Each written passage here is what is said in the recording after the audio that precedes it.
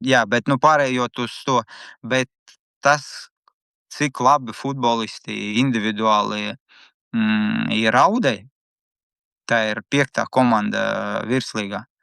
Jāsaprot, ka dažreiz mēs tā skatāmies. Man dažreiz liekas, ka, ja atbrauks piemēram, uz Liepāju, sevišķi tajā Piejūras parkā spēlēs Manchester United ar Liverpoolu, tajā stadionā ar vēju, un tur sēdēs tie paši 300 skatītāji. Tie, kas apkārt staigā, viņi tāpat neies, kaut vai būs pavelti, tāpēc, ka viņi neticēs, jo viņi neskatās uz to līmeni.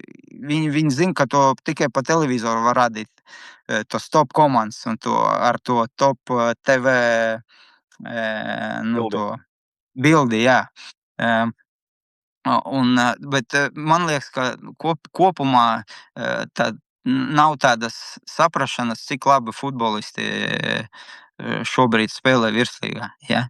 Diemžēl jābūt piezīmēji, ka atkal tiem, kuri varbūt ne tik dziļi savienotās lietas, te nedrīkst vilkt paralēles ar nacionālu izlasi, un kāpēc mēs tad zaudām tur San Marino, vai kas tas ir divas dažādas pasaules klubu futbols un nacionāla izlase. Diemžēl es vairāk runāju par ārzemniekiem, bet virslīgas kontekstā tas nav nekas slikts vai kas.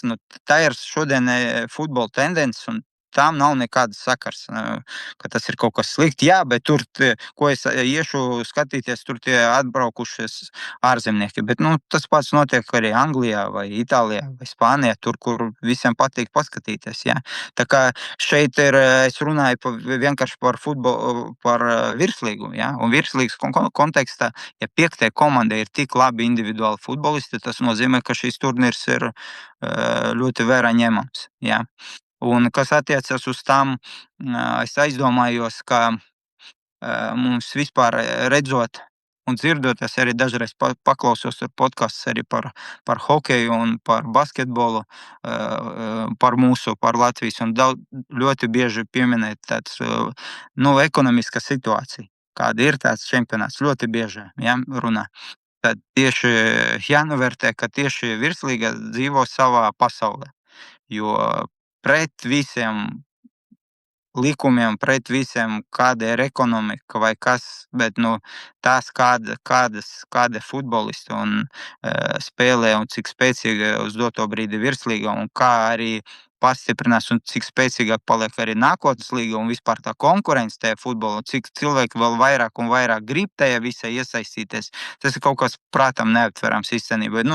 To es tā runāju ar tādiem vārdiem, lai cilvēkiem būtu par ko aizdomāties varbūt, jo tā ir.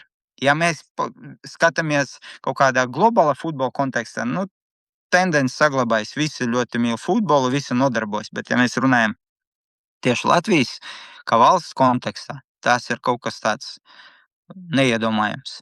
Viens no aspektiem laikam ir tas, ka mums tādā ziņā tīri futbolu, varbūt es neteikšu palīdzēju, lai tas skanēs ļoti nekorekti, bet šīs uzplauksnījums uz kara rēķina arī. Es domāju, ka aizverās tas, Ukrainai ir grūti laiki un aizverās tas tirgus,